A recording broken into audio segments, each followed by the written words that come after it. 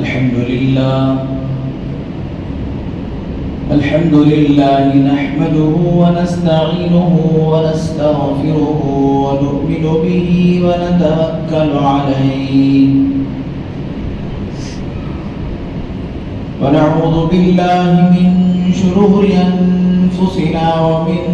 سيئات أعمالنا من يهده الله فلا مضل له ومن يضلله فلا هادي له ونشهد أن لا إله إلا الله وحده لا شريك له ونشهد أن سيدنا وسندنا وحبيبنا وإمامنا ومولانا محمد وبارك وسلم تسليما كثيرا أرسله الله تعالى بين يدي الساعة بشيرا ونذيرا وداعيا إلى الله بإذنه وسراجا منيرا أما بعد فقد قال الله تبارك وتعالى في القرآن المجيد والفرقان الحميد أعوذ بالله من الشيطان الرجيم بسم الله الرحمن الرحيم يا أيها الذين آمنوا كتب عليكم الصيام كما كتب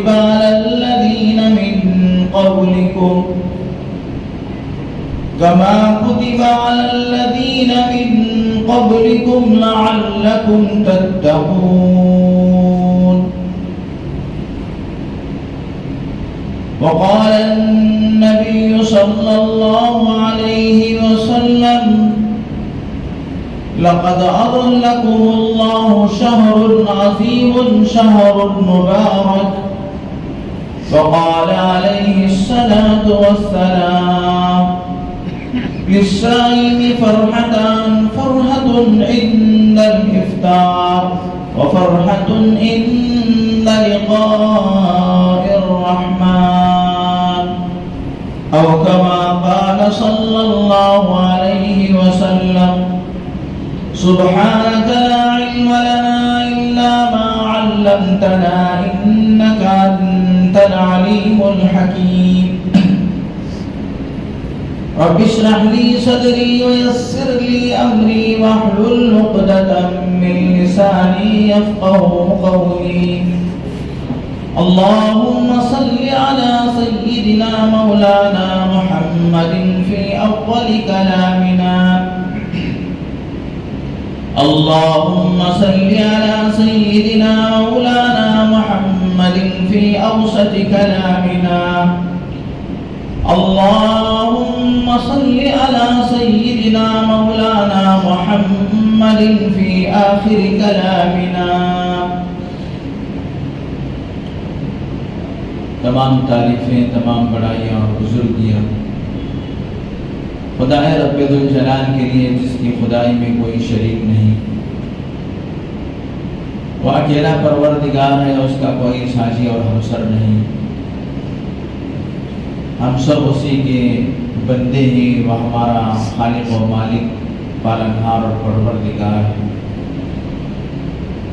हर पल हर लम्हा करोड़ अनगिनत नातैदाद दरूद व सलाम इमामुल अंबिया खातिमुन नबीयीन रहमतुल लिल आलमीन महबूब किबरिया हज़रत मुहम्मदुर रसूलुल्लाह सल्लल्लाहु अलैहि वसल्लम पर या रब्बि सल्लि व सल्लिम दाइमन अबदा अला हबीबिका खैरिल खल्क़ि कुल्लिहिम मुअज़्ज़ज़ सामईन इकराम फर्जंदान इस्लाम बहुत ही काबिल क़द्र बुजुर्गों और दोस्तों रमज़ान मुबारक की आमद है रमज़ान का महीना बिल्कुल करीब है سیدنا سلمان فارسی رضی اللہ تعالی عنہ ارشاد فرماتے ہیں کان خطبنا رسول اللہ صلی اللہ علیہ وسلم فی آخر یوم من شعبان، شعبان کے آخری دنوں میں رسول اللہ صلی اللہ علیہ وسلم نے خطبہ ارشاد فرمایا، اور اس خطبے کے اندر اللہ کے نبی صلی اللہ علیہ وسلم نے فرمایا لقد اظلکم اللہ شہر عظیم شہر مبارک، اللہ تبارک و تعالیٰ نے تم پر سایہ فگن فرمایا ہے۔ گویا کہ شعبان کی آخری تاریخوں میں اللہ کے نبی نے فرمایا گویا کہ وہ رمضان کا مہینہ آ ہی گیا، بلکہ آیا ہی نہیں بلکہ تم پر سایہ فگن ہو گیا، تم پر چھا گیا ہے، اور وہ مہینہ بہت عظیم مہینہ، اس میں بہت ساری عظمتیں ہیں، اور وہ مہینہ بہت ہی مبارک مہینہ ہے، بابرکت مہینہ ہے، اور اللہ تبارک و تعالیٰ نے اس مہینے کے اندر مومن کے رزق کو بڑھا دیتے ہیں، اور وہ صبر کا مہینہ ہے، وہ مواسات کا مہینہ ہے، وہ نیکیوں والا مہینہ ہے، اور اللہ تبارک و تعالیٰ نے اس ماہ مبارک کو خاص طور پر امت محمدیہ علی نبینا علیہ الصلوۃ والسلام کے لیے خصوصیت کے ساتھ چند چیزیں اس مہینے کے اندر اللہ تبارک و تعالیٰ نے عطا فرمایا۔ رسول اللہ صلی اللہ علیہ وسلم نے فرمایا کہ وہ چند خصوصیات جو کہ اللہ تبارک و تعالیٰ نے پچھلی امتوں میں سے کسی کو نہیں دیا، وہ صرف اور صرف امت محمدیہ علی صاحبہ صلوات اللہ علیہ ان کے لیے خاص ہے۔ وہ یہ ہے کہ اس امت کے روزے داروں کی منہ کی بدبو جو پیٹ کے خالی ہونے کی وجہ سے، معدہ خالی ہونے کی وجہ سے آدمی کے منہ سے ایک قسم کی جو بدبو نکلتی ہے، اللہ تبارک و تعالیٰ کو وہ بدبو مشک سے زیادہ پسندیدہ ہے۔ اللہ اکبر! اللہ تبارک و تعالیٰ اور روزے دار کو پھر کتنا چاہتے ہوں گے، اس کی خوشبو، اس کی جو بدبو ہے اللہ کو مشک سے زیادہ پسندیدہ ہے۔ اور اللہ تبارک و تعالیٰ بندہ مومن جو کہ روزے دار ہے اس کو کس قدر پسند فرماتے ہوں گے،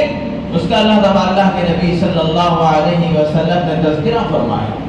کہ سارے اعمال کا بدلہ اللہ تبارک و تعالیٰ فرشتوں کے ذریعے سے دلوائیں گے، نماز کا بدلہ، زکوٰۃ کا بدلہ، فلاں نیک کاموں کا بدلہ، لیکن روزے کے بدلے کے بارے میں اللہ تبارک و تعالیٰ نے ارشاد فرمایا الصوم لی وانا بہ، روزہ میرے لیے ہے اور میں خود روزے کا بدلہ۔ میرے دوستو،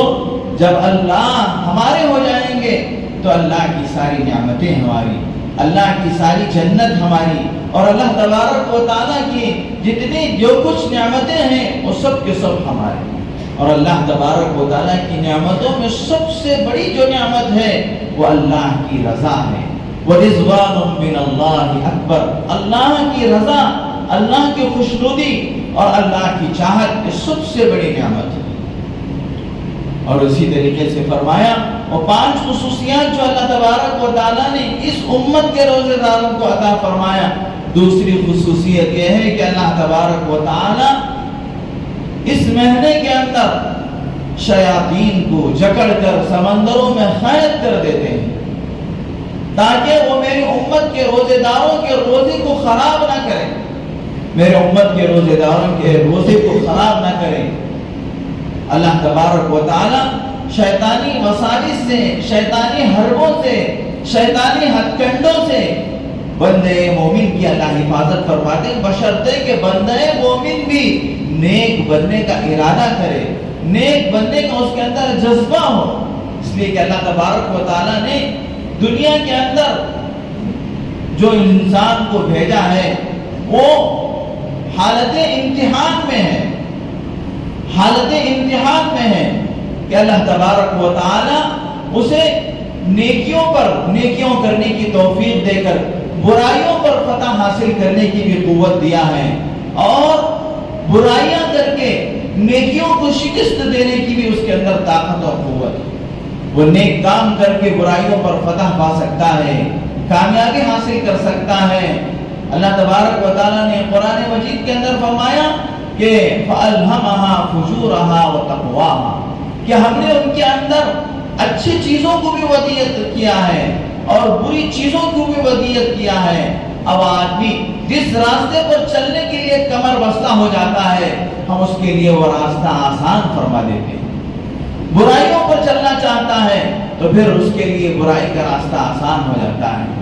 بھلائیوں اور نیکیوں پر چلنا چاہتا ہے تو اللہ تبارک و تعالیٰ اس کی مدد فرماتے ہیں، اس کی دستگیری فرماتے ہیں، اور اللہ تبارک و تعالیٰ اسے ساتھ دیتے ہیں۔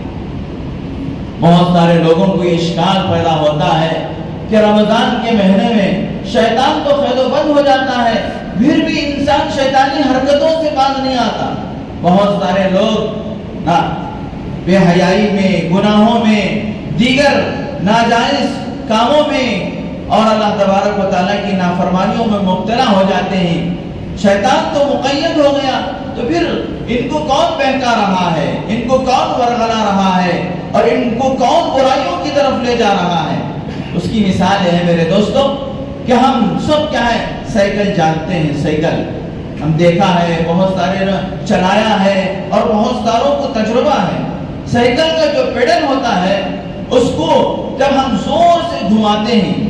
گھمانے کے بعد پھر کیا ہے، ہم اس کو چھوڑ دیتے ہیں، پیڈل نہیں چلاتے، نہیں گھماتے، اس کے بعد بھی وہ جو سائیکل کی چاک ہوتی ہے، چکا جو ہوتا ہے، وہ بہت دیر تک چلتا رہتا ہے۔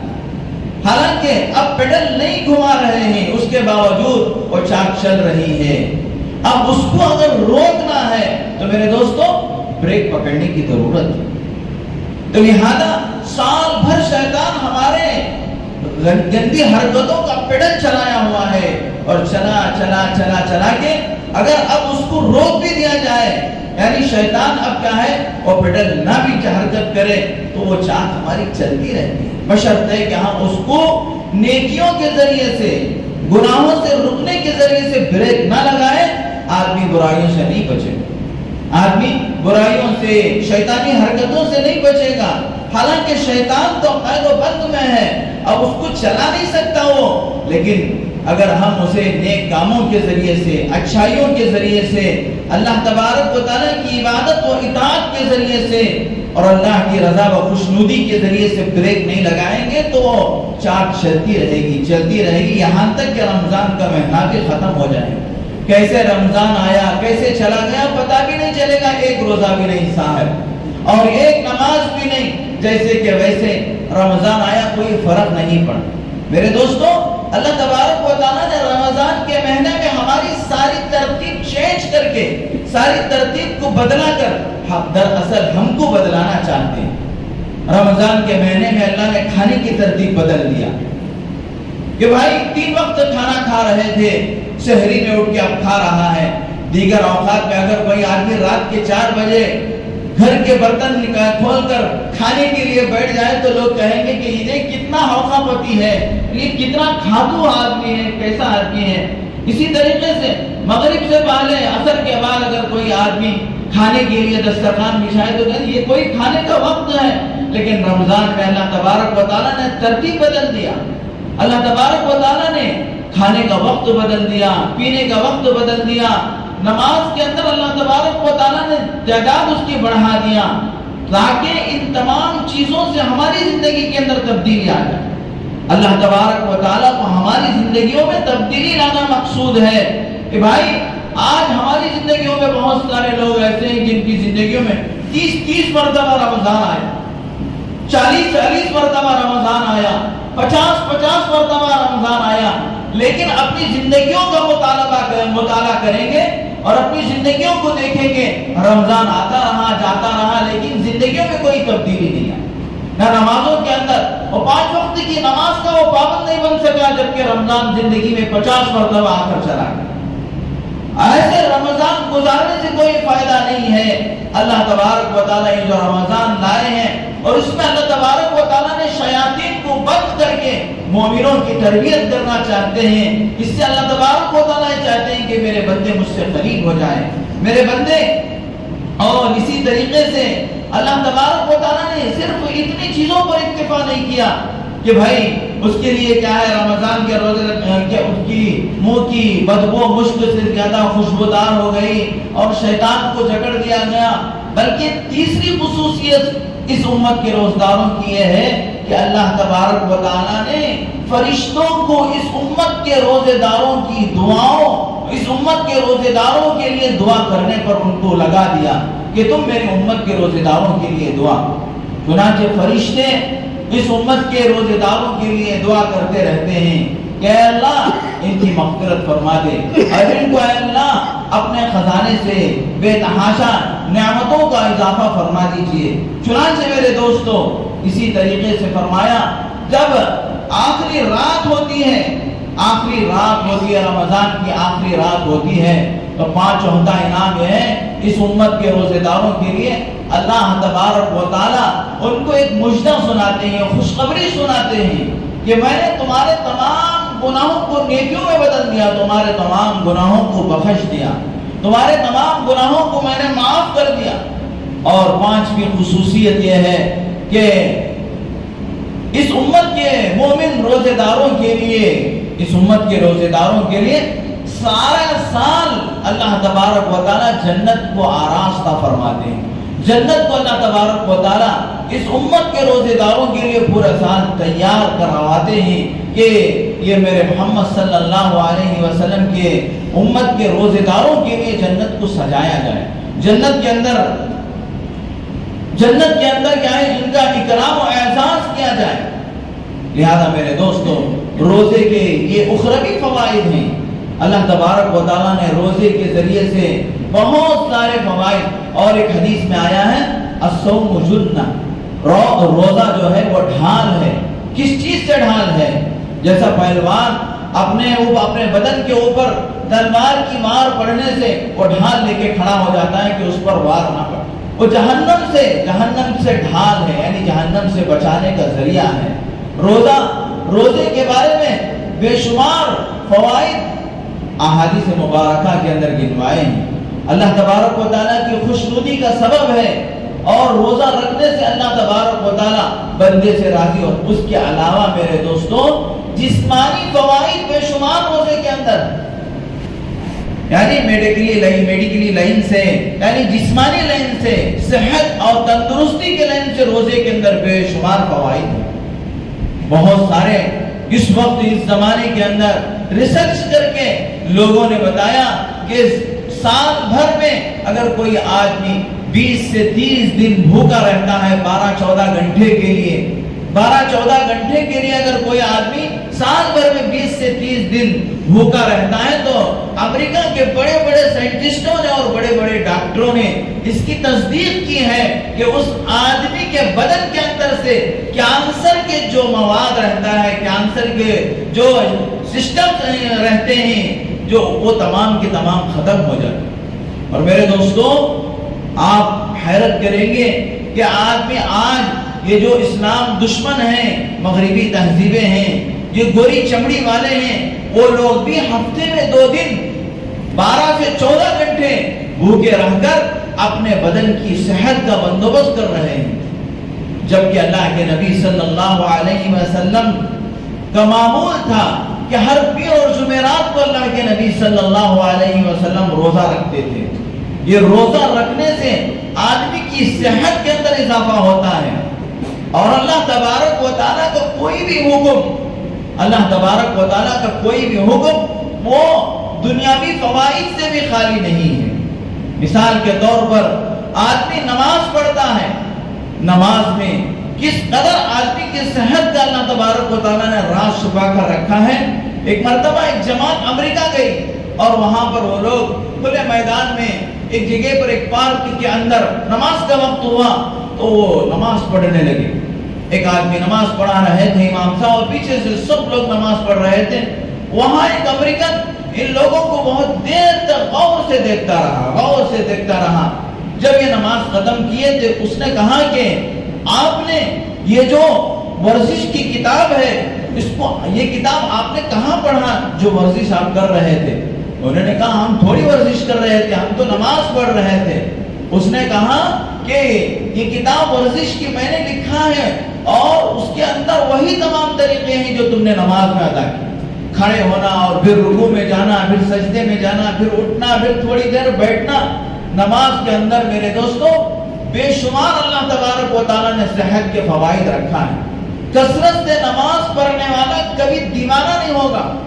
اس لیے کہ جب سجدے میں جاتا ہے تو خون جو سرکولیشن ہوتا ہے وہ دماغ کو پہنچتا ہے اور دماغ کی رگیں تر و تازہ رہتے ہیں، ورنہ آدمی ہمیشہ یا تو بیٹھے رہتا ہے یا تو کھڑے رہتا ہے، جس کی وجہ سے جتنا خون سر کے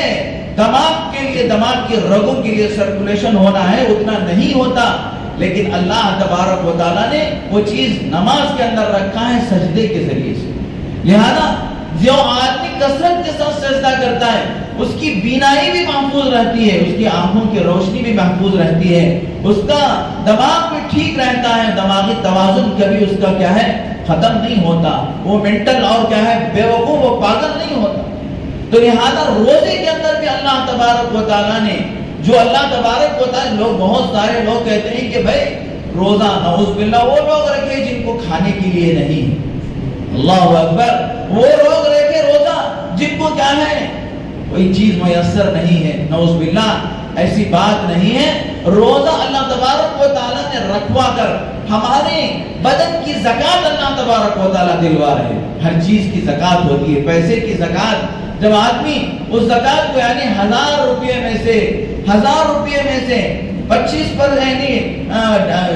25 روپے اگر اللہ کے راستے میں زکات نکال دیتا ہے تو وہ اس کے 1000 روپے پاک و صاف ہو جاتے ہیں، چوری سے بچ جاتے ہیں، اور اسی طریقے سے اس کا مال، اس کے دکان کا مال ڈکیتی سے بچ جاتا ہے، اور کبھی کبھی ایسا ہو جاتا ہے کہ دکان میں آگ لگ گئی، سارا مال جل کے خاک ہو جاتا ہے۔ میرے دوستو علماء نے لکھا ہے جس آدمی نے صحیح طریقے پر پورے امانتداری کے ساتھ زکات ادا کرتا ہے تو کبھی اس کے دکان کے اندر کوئی آفت نہیں آئے گی، کوئی مصیبت نہیں آئے گی، نہ اس کے مال کو کوئی چرا کے لے جائے گا، نہ کبھی کیا ہے الیکٹرک شارٹ کے ذریعے سے اس کی دکان میں آگ لگے گی، نہ اور کسی طریقے سے۔ تو لہذا میرے دوستو جیسے مال کی زکات آدمی ادا کرتا ہے 100 روپے میں سے 2.5 روپے ادا کرتا ہے، اور اسی طریقے سے 1000 روپے میں سے 25 روپے اس کی زکات ادا کرتا ہے تو یہ 1000 روپے اس کے محفوظ ہو جاتے ہیں۔ تو اسی طریقے سے میرے دوستو جو بندہ سال بھر میں 1 مہینہ روزہ رکھ لیتا ہے، پابندی کے ساتھ روزہ رکھ لیتا ہے، اللہ تبارک و تعالیٰ اس کے بدن کو بیماریوں سے محفوظ کر دیتے، اس کے بدن کو اللہ تبارک و تعالیٰ بیماریوں سے محفوظ رکھ دیتے ہیں۔ اور خاص کر یہ روزہ جو ہے وہ کینسر کی بیماری کے لیے بہت ہی مفید ہے، چنانچہ پہلے زمانے کے حکیموں نے کینسر کے بیماروں کو جو علاج کرایا کرتے تھے وہ کینسر کے بیماروں کو بھوکا رکھ کر ایسے بھوکے ایسے مریض ہو جاتے تھے کہ ہٹ چمڑا ان کا نظر آتا، اور اس میں اس کے جو جراثیم کے جو سمپٹمز ہوتے ہیں وہ بھی گل سڑ کر ختم ہو جاتے اور اس کے بعد پھر اس کو غذا دی جاتی ہے۔ تو لہذا میرے دوستو اللہ تبارک و تعالیٰ نے رمضان کا مبارک مہینہ ہمارے لیے نصیب فرما رہے ہیں، ہمیں بڑے خوش نصیب ہیں۔ ورنہ میرے دوست آج ہی میں نے اخبار میں دیکھا ایک بہت بڑے عالم دین کا رات میں انتقال ہو گیا۔ رمضان قریب ہے، اسی لیے اللہ کے نبی صلی اللہ علیہ وسلم رجب ہی سے دعا شروع فرما دیتے تھے، اللہم بارک لنا فی رجب و شعبان وبلغنا رمضان، اے اللہ جب تو نے رجب تک پہنچایا ہے تو شعبان میں بھی پہنچا دے، اور رمضان تک تو پہنچا کر اس مہینے کے روزے رکھنے کی توفیق عطا فرما دے، اس میں تراویح پڑھنے کی توفیق عطا فرما دے۔ اور پھر میرے دوستو رمضان میں اللہ تبارک و تعالیٰ نیکیوں کا اجر ایسے بڑھا دیتے ہیں، کام کم ہے لیکن دام زیادہ، کام بڑا کم اور دام رمضان کے اندر بہت زیادہ۔ ایک رکعت نماز پڑھیں گے تو آپ کو اللہ تبارک و تعالی نفل پر فرض کا ثواب عطا فرماتے ہیں. ایک فرض ادا کریں گے تو 70 فرضوں کا اللہ تبارک و تعالی ثواب عطا فرماتے ہیں. 1 روپیہ صدقہ و خیرات کریں گے تو اللہ تبارک و تعالی 70 سے لے کے 7 لاکھ تک اس کے اخلاص کی بنیاد پر جتنا چاہے واللہ یضاعف لمن یشاء، اللہ جسے چاہتے ہیں بڑا چڑھا کر عطا فرماتے ہیں. تو یہ محنت نیکیوں کے کرنے کا ہے، اس لیے کہ یہ نیکیوں کا سیزن ہے. جب کبھی کسی کا سیزن آتا ہے، آم کا سیزن آتا ہے یا اسی طریقے سے دیگر کاروبار میں ہر سال میں ایک مرتبہ ایک سیزن آتا ہے، تو اس میں آدمی اپنی دن رات ایک کر کے اسے کمانے میں، اسے حاصل کرنے میں لگا دیتا ہے. لہذا میرے دوستو رمضان کا مہینہ نیکیوں کا سیزن ہے، لیکن رمضان کے مہینے میں خاص کر کے ماہ رمضان کے اندر 7 طریقے کے چور داخل ہو کر ہمارے اس رمضان کو چرانے کی کوشش کرتے ہیں. سب سے پہلے میرے دوستو ٹیلی ویژن. آدمی سوچتا ہے کہ بھائی روزہ ہوں، روزہ گزاری کے لیے، اب ٹائم پاس کے لیے ٹیلی ویژن. اور عام طور پہ یہ کام کیا ہے ہماری خواتین و مستورات، اس لیے کہ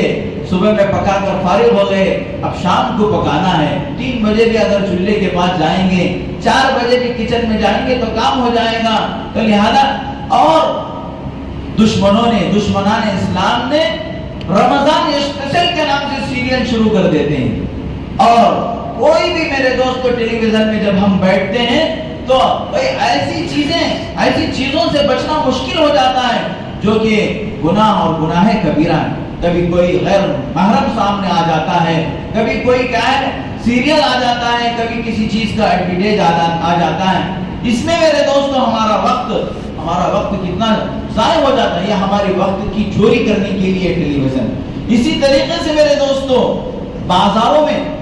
بازار بھی کیا ہے ہمارے لیے رمضان میں ہمارے وقت کی چوری کرنے کے لیے ہم کو کیا ہے بازار کا بہانہ لگ جاتا ہے. اور یہ بازار اتنا بڑا ہے کہ اس سے ہمارا وقت چوری ہونے کے ساتھ ساتھ ہمارا پیسہ بھی ختم ہو جاتا ہے. ہمارا پیسہ بھی ختم ہو جاتا ہے. بازار میں جاتے ہیں تو وقت تو گیا ہی اور ساتھ میں جیب بھی خالی ہو جاتی ہے. اور اسی طریقے سے میرے دوستوں مستورات، خاص طور پہ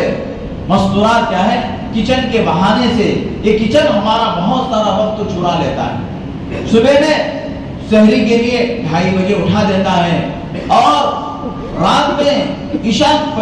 کی نماز بھی عورتیں، بہت ساری عورتیں پڑھتی ہیں، نہیں پڑھتی. تراویح تو بہت کم عورتیں پڑھتی، اس لیے کہ سحری میں بہت جلد اٹھنا ہے. یہ بہانہ لگا کر جلدی سو جاتے ہیں اور پھر 2:30 بجے اٹھ کر سیدھے کچن میں چلے جاتے ہیں، جبکہ میرے دوستو وہ وقت تہجد کا ہوتا ہے اور بڑا قیمتی وقت ہوتا ہے. ان عورتوں کو 2 رکعت تہجد پڑھنے کا موقع نہیں ملتا. کچن کے بہانے سے ہمارا وقت ضائع ہو جاتا ہے، ہمارے وقت کی چوری ہو جاتی ہے. اور اسی طریقے سے میرے دوستو ہمارے نوجوانوں کا پروفیشنل مشغلہ فیس بک ہے. فیس بک کے اندر ایسے مبتلا ہوتے ہیں،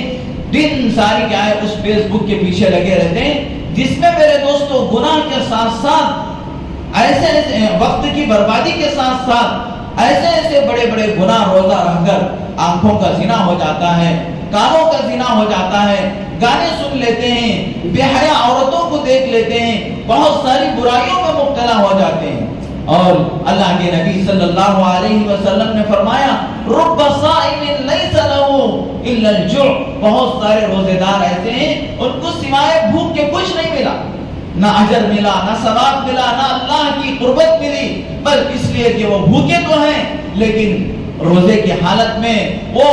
فیس بک کے اندر، یوٹیوب کے اندر، ایسے اعلیٰ بلا چیزوں کے اندر، غلط چیزوں کے اندر مبتلا ہیں، جس کی وجہ سے ان کو روزے کے جو ثمرات حاصل ہونا ہے، روزے کی جو برکات حاصل ہونا ہے، ان چیزوں سے وہ محروم رہ جائے. اور پھر میرے دوستوں 5 نمبر پر جو چیز ہے وہ لوڈو گیم.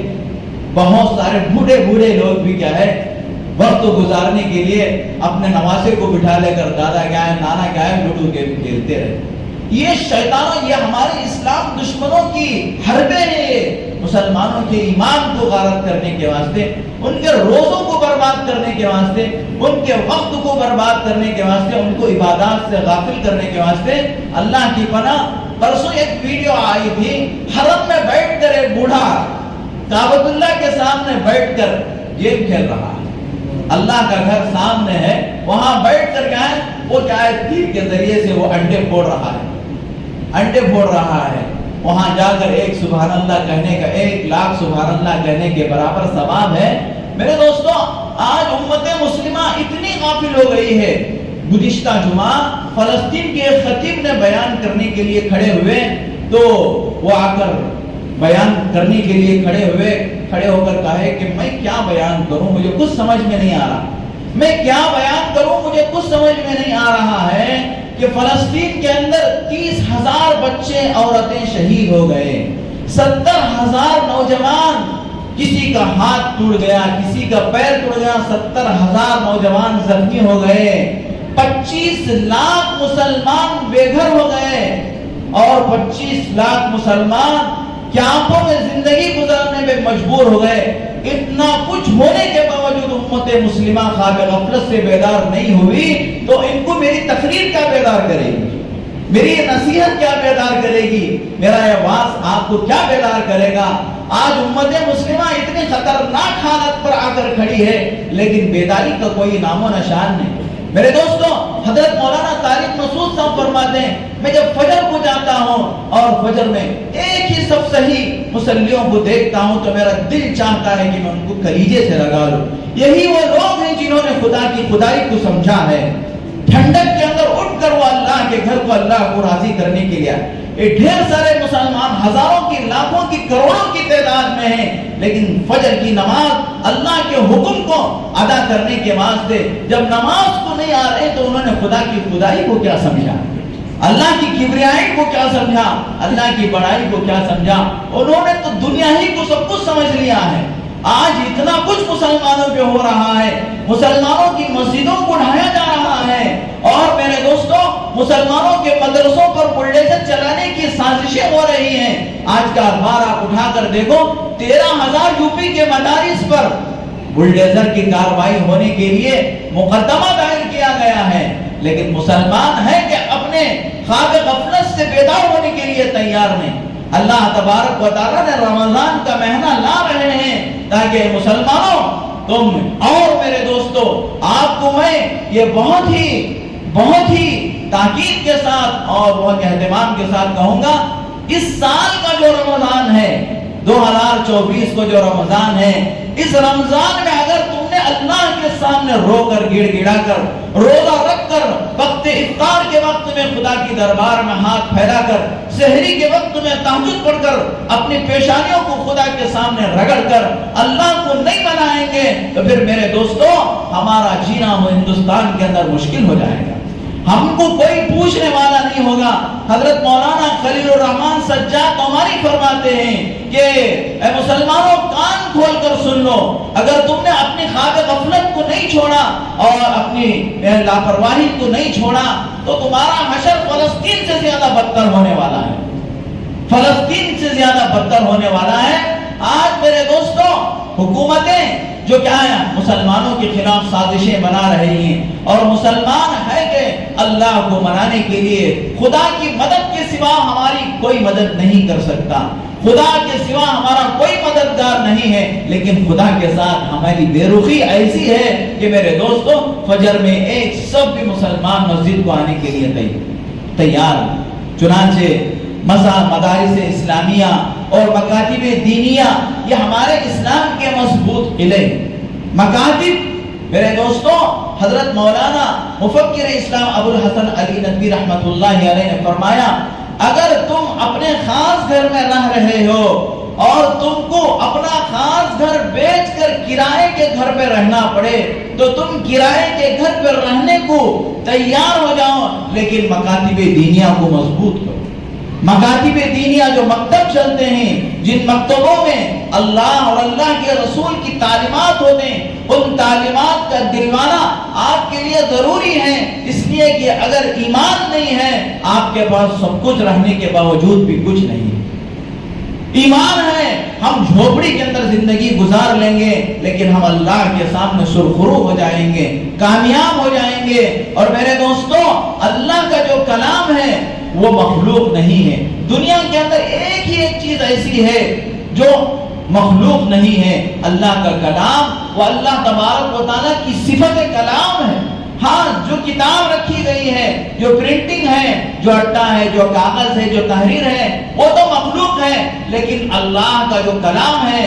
جو الفاظ ہیں، وہ اللہ کی ذات سے نکلے۔ تو لہذا اللہ کے کلام کو وہ نسبت حاصل ہے جو کعبۃ اللہ کو بھی حاصل نہیں۔ کعبۃ اللہ بھی لوگوں کا بنایا ہوا ہے، لیکن اللہ کا جو کلام ہے وہ اللہ کی ذات سے نکلا ہوا ہے۔ لہذا جو آدمی اللہ کے کلام سے جتنا مضبوط جڑ جائے گا، اس کا تعلق اللہ سے اتنا مضبوط ہو جائے گا۔ یہ مکاتب دینیہ کے اندر اللہ کے کلام ہی کو تو پڑھایا جاتا ہے، بچوں کو اللہ کے کلام سے مربوط کیا جاتا ہے۔ ورنہ میرے دوستوں، ان مکاتب دینیہ اور مدارس عربیہ کے علاوہ جہاں کہیں آپ جائیں گے، اسکولوں میں ہو، کہیں بھی ہو، وہاں پر دیوی دیوتاؤں کی پوجا پر مجبور کیا جا رہا ہے، آپ کو وندے ماترم پر مجبور کیا جا رہا ہے، آپ کو سوریہ نمسکار پہ مجبور کیا جا رہا ہے، اور یہ تمام کے تمام چیزیں شرک ہیں، اور ان چیزوں کے کرنے سے آدمی کا ایمان ختم ہو جاتا ہے۔ لہذا اگر مدارس دینیہ، مکاتب دینی میں آ کر اپنے عقائد کو، اپنے ایمان کو مضبوط کریں گے، تو پھر ہمارے بچے جہاں بھی جائیں گے وہ اپنے ایمان پر مضبوط رہیں گے۔ اس لیے میرے دوستو، آج ہماری اس مسجد کے اندر جو مدرسہ چل رہا ہے اس کا جلسہ ہے، اور اس جلسے میں آپ تمام حضرات شرکت کریں۔ آپ کی شرکت بچوں کے لیے ہمت افزائی کا سبب و ذریعہ بنے گی۔ وہ بچوں، اب ہم کیا ہے، دنیا کے اعتبار سے بہت سارے پیسے خرچ کر کے اسکولوں میں ڈالتے ہیں اور ان کے پروگراموں میں جاتے ہیں، لیکن دینی پروگرام کو ہلکے میں لے لیتے ہیں۔ دینی پروگرام ہے اور ذمہ دار بھی ایسے ہیں، دینی پروگرام سمجھیں گے تو چلو ان کو چاکلیٹ دے دیں گے، بچوں کو بسکٹ دے دیں گے، پین دے دیں گے، کوئی دل ہی نہیں ہے دین کی تعلیم کے لیے، کوئی وقعت ہی نہیں ہے، عظمت ہی نہیں ہے کہ بھائی یہ بچہ جو کلام اس کی زبان سے نکل رہا ہے وہ براہ راست اس کا تعلق خالق کائنات سے ہے۔ لہذا یہ بچہ سورہ فاتحہ پڑھ رہا ہے تو اس کی زبان سے سورہ فاتحہ کا نکلنا کتنی بڑی دولت ہے، چلو اس کو ہم بڑے سے بڑا انعام دیں گے، کتنا بھی بڑا آپ انعام دیں کم ہی ہے، لیکن اس کے باوجود دنیا کی تعلیم کے بارے میں، دنیا کی ڈگریوں کی اہمیت ہمارے نزدیک ہے، قرآن کی تعلیم کی اہمیت ہمارے نزدیک نہیں ہے۔ لہذا میرے دوستو، میں آپ سے اپیل کرتا ہوں، درخواست کرتا ہوں، ہمارے اس مسجد کے اندر جو مدرسہ چل رہا ہے، سال بھر اساتذہ نے محنت کر کے بچوں کو پڑھایا ہے، ان کی ہمت افزائی کے لیے اور ان کے اس جلسے کے اندر آپ شرکت فرما کر ان کو پڑھنے کی طرف توجہ دلانے اور ان کو ابھارنے کے لیے آپ ضرور شرکت فرمائیں۔ عصر کے بعد سے لے کر عشاء تک ہے اور خصوصی پروگرام مغرب کے بعد ہے، لہذا آپ حضرات مغرب کے بعد جو بیان ہوگا اور مہمان علماء اکرام بھی تشریف لائیں گے، آپ ضرور شرکت فرما کر جلسے کو کامیاب بنائیں۔ اللہ تعالیٰ سے دعا ہے کہ اللہ تبارک و تعالیٰ ہم تمام کو صحیح معنی میں رمضان گزارنے کی توفیق عطا فرمائے، صحیح معنی میں روزہ اور تراویح اور دیگر عبادات میں مصروف ہونے کی توفیق عطا فرمائے۔ آمین وآخر دعوانا الحمدللہ رب العالمین۔